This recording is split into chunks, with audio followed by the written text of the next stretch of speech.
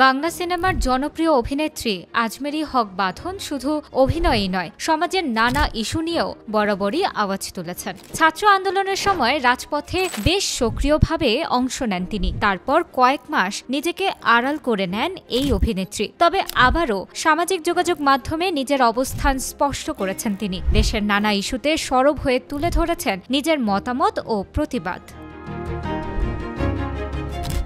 সম্প্রতি সামাজিক যোগাযোগ মাধ্যমে একটি স্ট্যাটাস দিয়েছেন বাঁধন, যেখানে তিনি বলতে চেয়েছেন স্বাধীনতা হবে শর্ত সাপেক্ষ।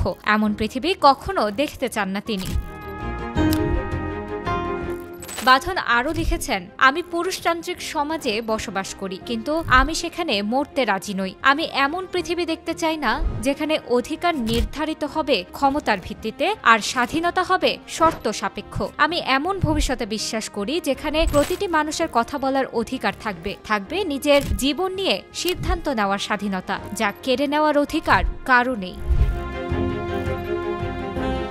এবারই প্রথম নয় যখন সামাজিক যোগাযোগ মাধ্যমে তিনি আওয়াজ তোলেন। এর আগে বেশ কয়েকটি স্ট্যাটাসেই উঠে এসেছে বাঁধনের প্রতিবাদী কণ্ঠ। কিন্তু হঠাৎ কেন এমন উপলব্ধি তার? অভিনেত্রী জানালেন, এটা হঠাৎ কোনো উপলব্ধি নয়, বরং বহুদিনের ভাবনা।